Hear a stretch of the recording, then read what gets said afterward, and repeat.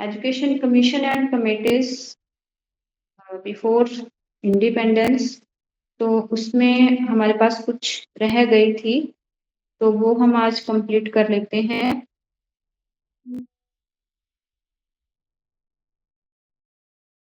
Last day जो है वो हमने सैडलर कमीशन, लास्ट जो कमीशन था ये डिस्कस किया था, सैडलर कमीशन 1917, जिसको कि हम कलकत्ता यूनिवर्सिटी कमीशन के नाम से भी जानते हैं। और इस कमीशन में 10+2+3 स्ट्रक्चर जो था वो अडॉप्ट करने की रिकमेंडेशन की थी, और इंटरमीडिएट एजुकेशन को डिग्री कॉलेज से सेपरेशन जो था इसके लिए भी रिकमेंडेड था ये।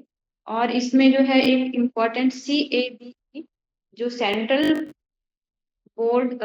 एडवाइजरी बोर्ड ऑफ एजुकेशन है, इसके सेटअप की जो है रिकमेंडेशन की थी, और बाद में फिर इसको 1920 में सेटअप भी कर दिया गया था, CABE। अब ये जो CABE होता है, ये क्या है? तो CABE का जो ऑब्जेक्टिव था एस्टैब्लिश करने का, ये था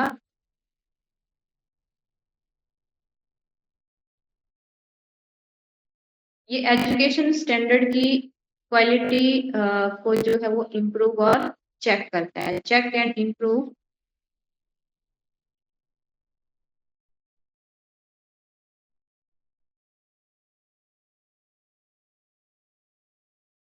इम्प्रूव द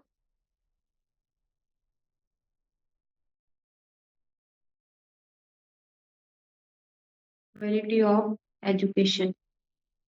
1920 में इसको एस्टैब्लिश किया गया। उसके बाद 1923 में इसको एबोलिश भी कर दिया गया था, खत्म भी कर दिया गया था इसको, CAB को। क्यों? इसमें जो है रीजन ये बताया गया था कि financial crisis in India, Bharat में जो है वो वित्तीय संकट के कारण इसको एबोलिश कर दिया गया। लेकिन फिर इसको फिर से एस्टैब्लिश करने की जो रिकमेंडेशन थी, ये फिर नेक्स्ट जो कमेटी आती है हमारे पास, हारतोग कमेटी, इसमें फिर से इसको सेटअप करने की मांग की गई थी।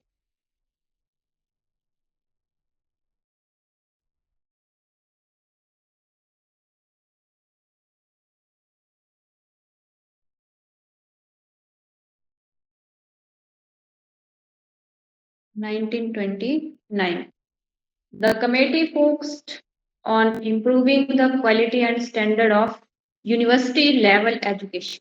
तो ये किसके ऊपर थी? यूनिवर्सिटी लेवल एजुकेशन के ऊपर, यूनिवर्सिटी लेवल पे। और it again recommended the setting up of CABE। फिर बाद में जो है वो इसको which was again established in 1935, 1935 में जो है इसको फिर से एस्टैब्लिश किया गया था, किसको? CABE।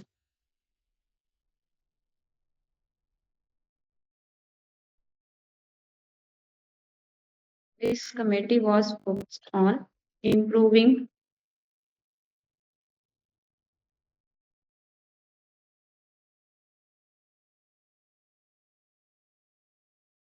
the quality and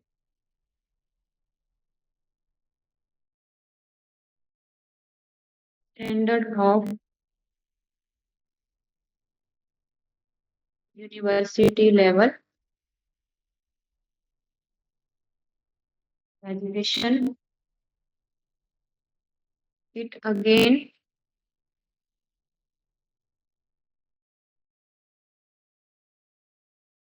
recommended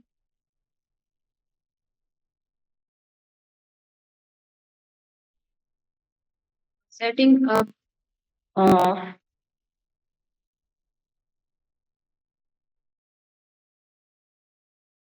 CABE,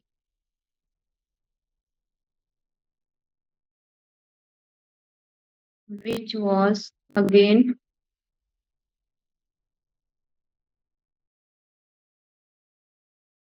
established in 1935।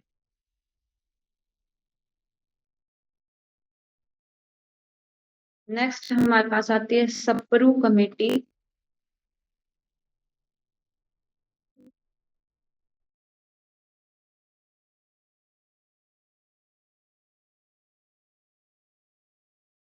Nineteen 34।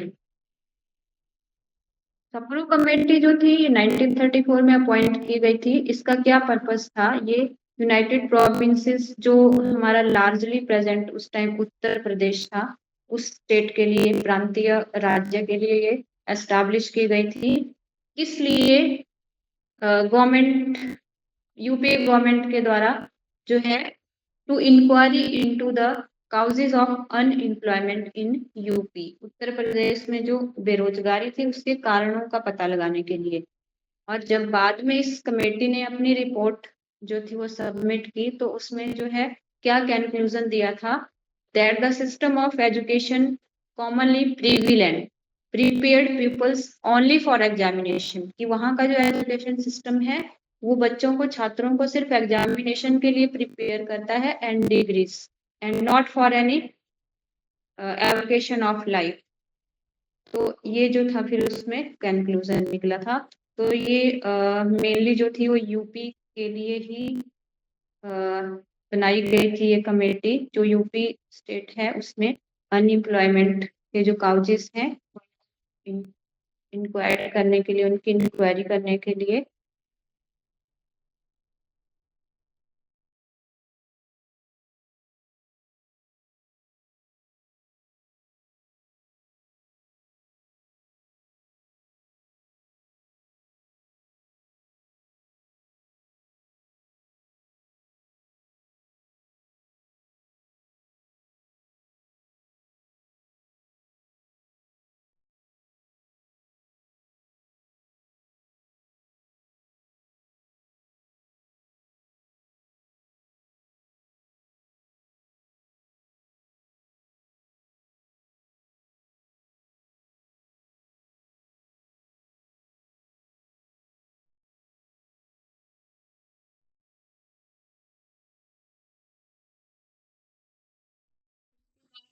Next आता है अबाउट वुड रिपोर्ट।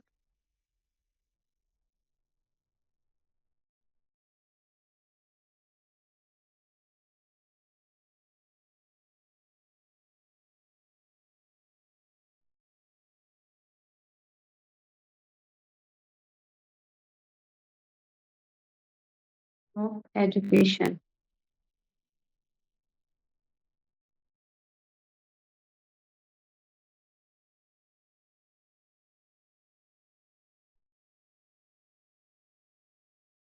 रिपोर्ट में क्या रिकमेंडेशन की गई थी? English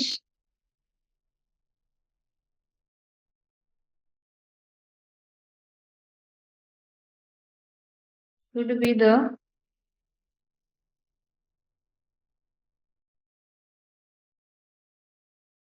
medium at university level.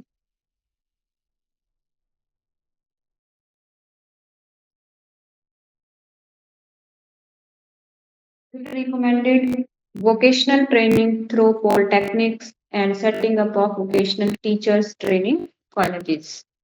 Vocational education के ऊपर भी इन्होंने अपनी सिफारिशें दी थी।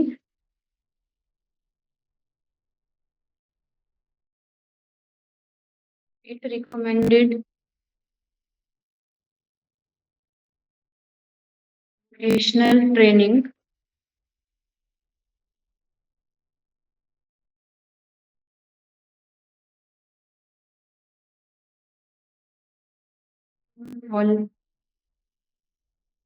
polytechnic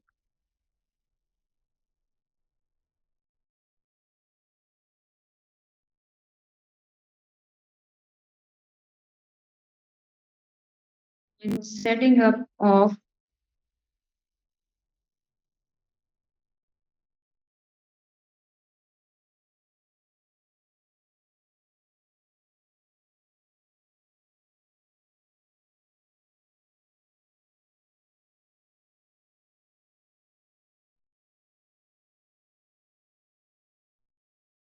teachers training colleges, vocational teacher training colleges। उसके बाद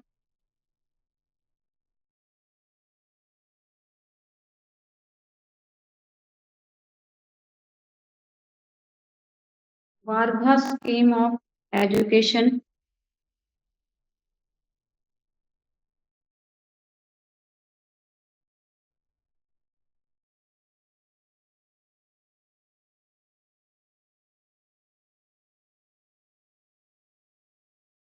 नाइनटीन 37 में ही थी ये भी। ये बहुत ही इम्पोर्टेंट है और इसको हम और भी कई नामों से जानते हैं। It is also known as Nai Talim, basic education, बुनियादी तालीम और बेसिक शिक्षा। और ये जो है वो महात्मा गांधी जी के द्वारा दी गई थी। तो इसके जो नेम है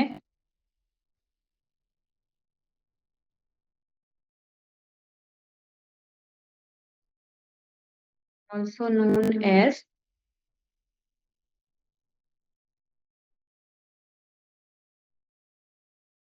नई तालीम। नई तालीम मतलब बच्चे का जो बेस है वो स्ट्रांग होना चाहिए।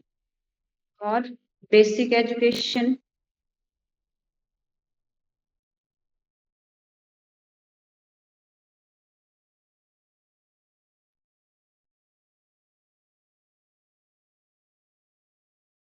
बुनियादी शिक्षा।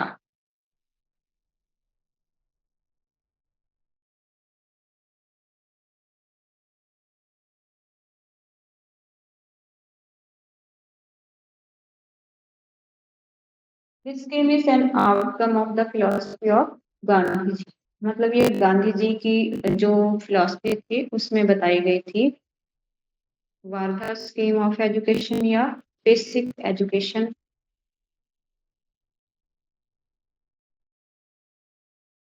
और ये इस कमेटी के जो चेयरमैन थे ये थे doctor Zakir Hussain.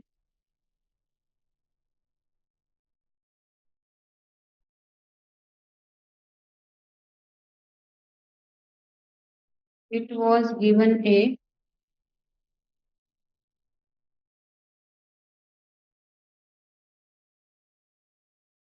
definite shape by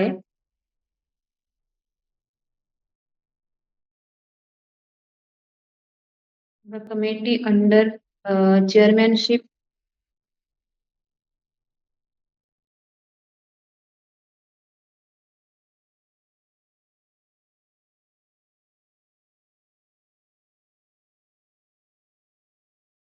of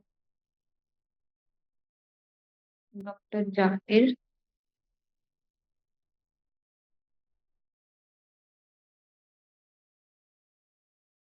Hussain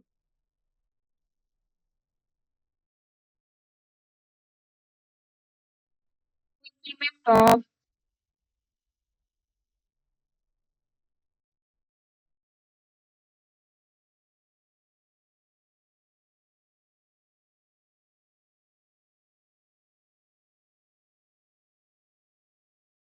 men's need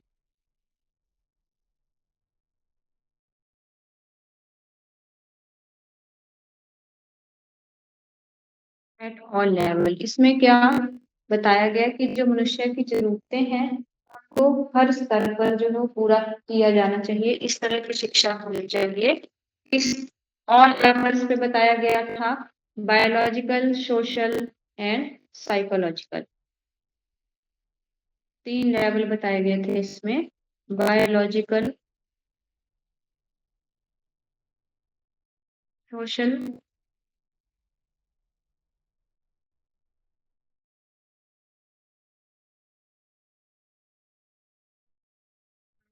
psychological. और ये स्कीम जो थी वो फ्री और कंपल्सरी एजुकेशन के ऊपर एम्फेसाइज्ड करती है। इसमें एज ग्रुप जो है वो 7 to 14 ईयर्स दिया गया है। Emphasised free, compulsory and universal education.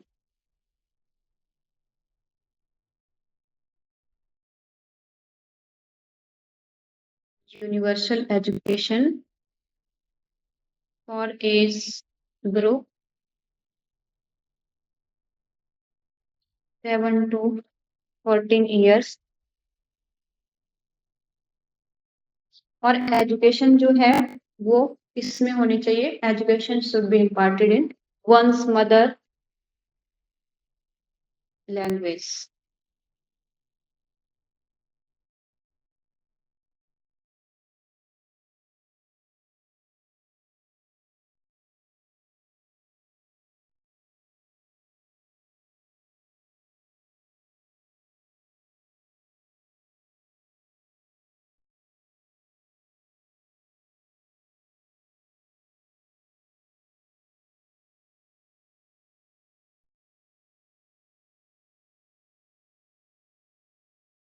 और इसमें जो है important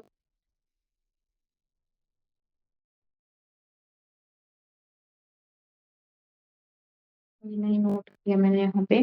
this scheme is N, ये बहुत इम्पोर्टेंट है, कई बार पूछा भी गया है कि ये इसकी फिलॉसफी है। This scheme is an outcome of,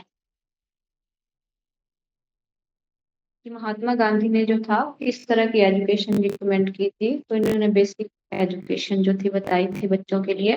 this scheme is an outcome of the philosophy of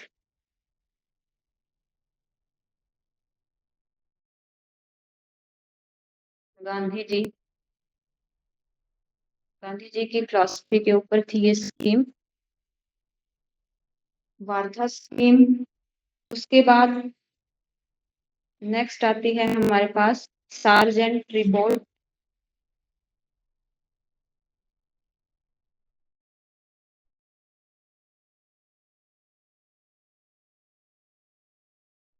nineteen 44।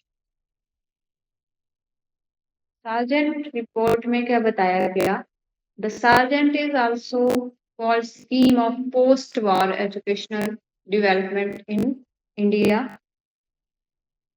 Post war educational development बोला गया इस स्कीम को। इस रिपोर्ट का एक और नाम जो दिया गया था ये था ए पोस्ट वॉर एजुकेशनल, क्योंकि उस टाइम जो था वो सेकेंड वर्ल्ड वॉर जो था वो खत्म होने के उसमें था। तो इसमें इस दौरान जो थी ये रिपोर्ट बनाई गई थी। इस रिपोर्ट में क्या रिकमेंडेशन की गई थी? Recommended setting up of universities scheme of UGC. इस स्कीम में यूनिवर्सिटी ग्रांट कमीशन जो है इसको सेटअप करने की रिकमेंडेशन की थी।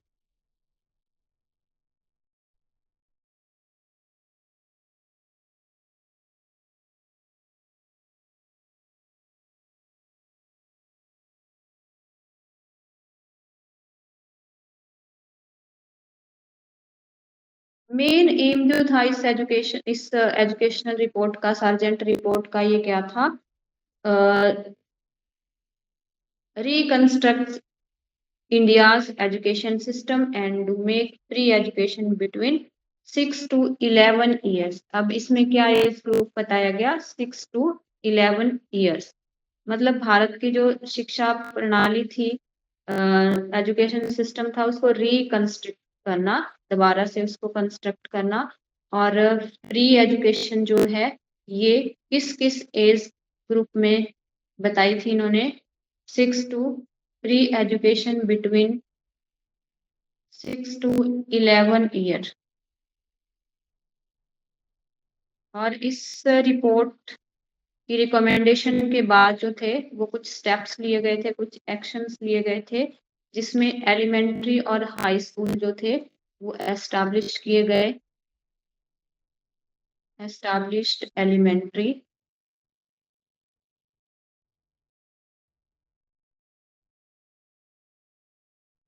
And high school.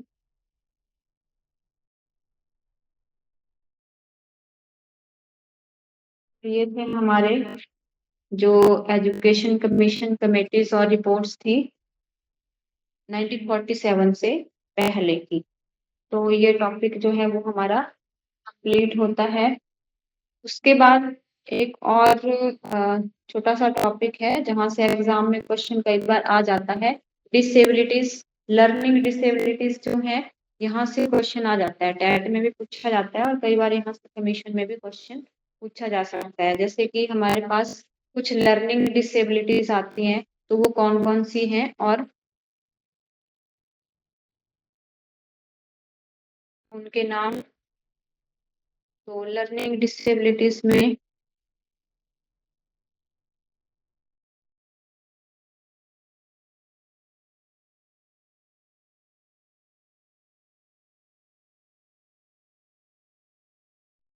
सबसे पहले आती है हमारे पास डिसलेक्सिया।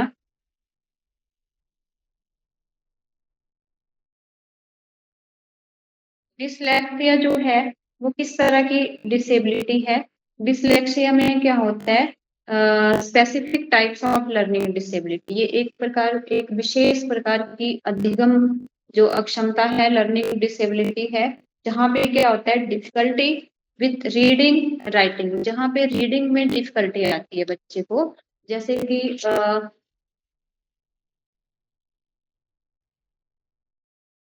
इसमें क्या आएगा, पहले डेफिनेशन में डिफिकल्टीज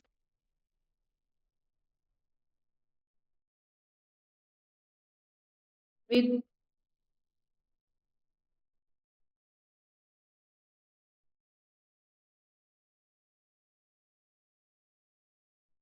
रीडिंग राइटिंग। जैसे कि मान लो 100 को वॉच रीड कर रहा है बच्चा,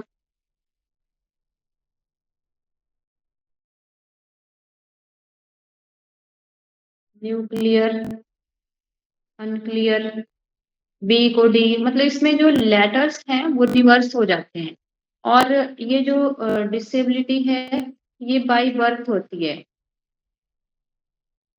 बाय बर्थ। डिसलेक्सिया जो है वो बाय बर्थ है। उसके बाद नेक्स्ट आता है हमारे पास एलेक्सिया।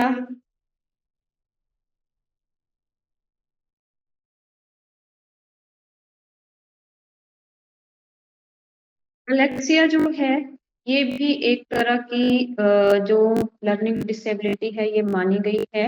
और इसमें जो बच्चे का ब्रेन है वो डैमेज हो जाता है, कोई एक्सीडेंटल या किसी इस तरह से जो है वो बच्चे के माइंड को डैमेज, माइंड में मतलब जो है उसको हार्म होता है, क्षति पहुंची होती है, और जिस कारण की जो है वो उसमें रीडिंग में डिसेबिलिटी होती है।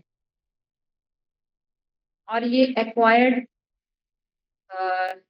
डिसेबिलिटी है जो जन्मजात नहीं होती है, ये अर्जित होती है। And acquired inability to read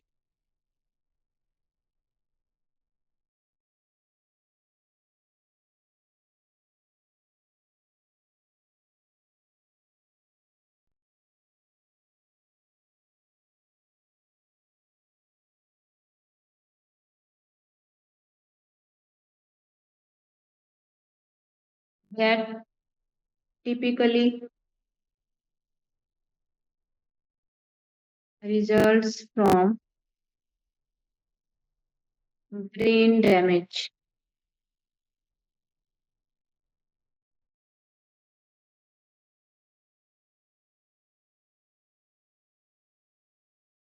उसके बाद है डिसग्राफिया।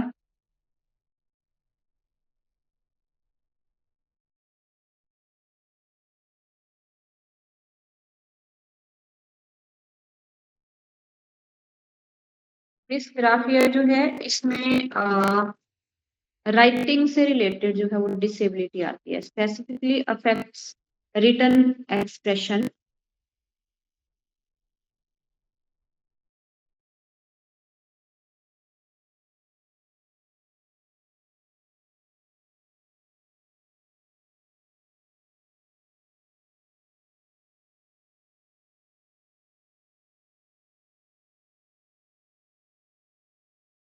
जैसे कि बच्चे के हाथ में, हथेली में या जो फिंगर्स हैं, अंगुलियां हैं, उनसे रिलेटेड कुछ डिसेबिलिटी होती है। इसमें लिखने में जो है बच्चा अक्षम होता है।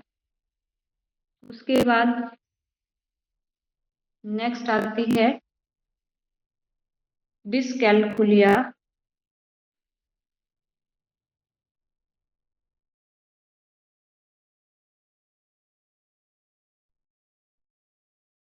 Disability that make it difficult to understand with numbers, concepts like quantity and mathematical disorder। मतलब इसमें mathematical disorder आता है।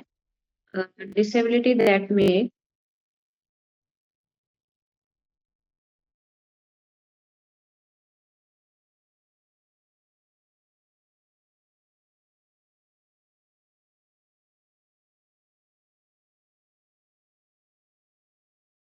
difficult to understand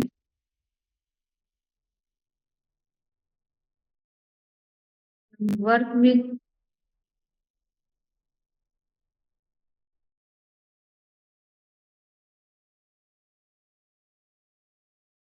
numbers, concepts like quantity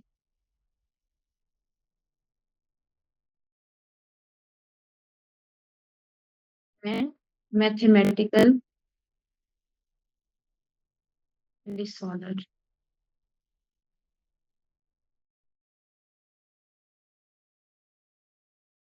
उसके बाद प्रैक्सी आता है।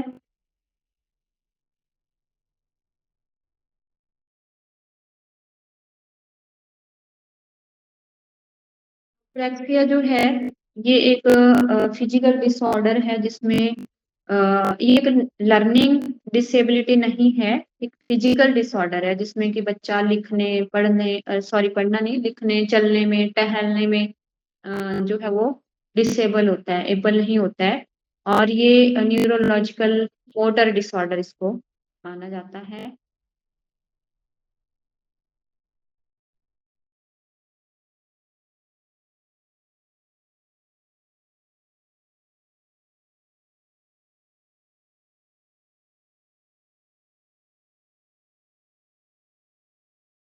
उसके बाद डिस्प्रैक्सिया आता है हमारे पास लैंग्वेज से related.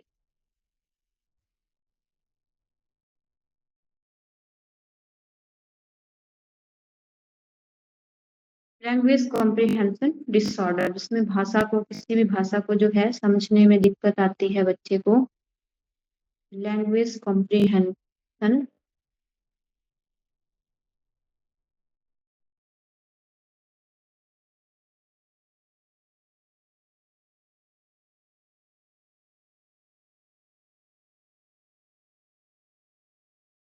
Disorder.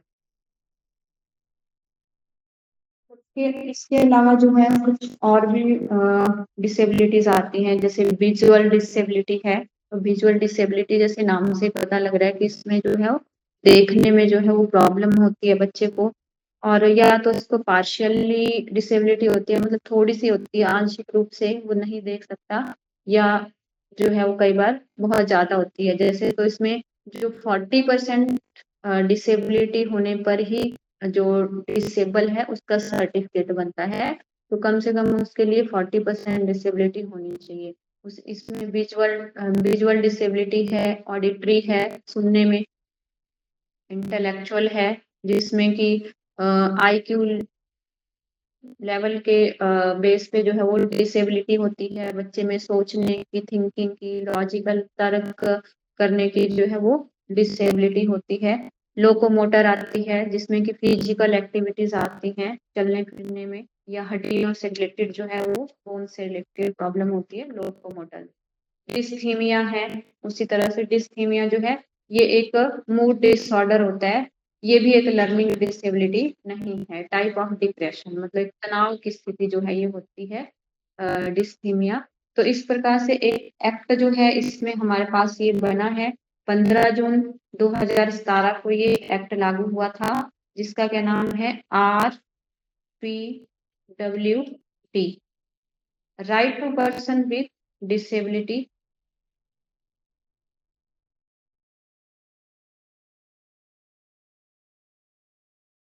Right to person with disability, इसको कब लागू किया गया था? इस एक्ट को 15 जून 2017 में, और इसमें जो है वो टोटल 21 डिसेबिलिटीज जो थी वो काउंट की गई थी। 21 डिसेबिलिटी रखी गई थी, इनमें की ये एक्ट लागू होता है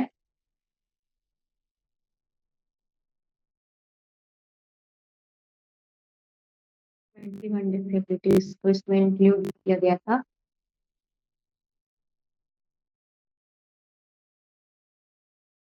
तो ये हमारे पास कुछ लर्निंग डिसेबिलिटीज हैं, कई बार क्वेश्चन पूछ लिए जाते हैं इसमें से भी।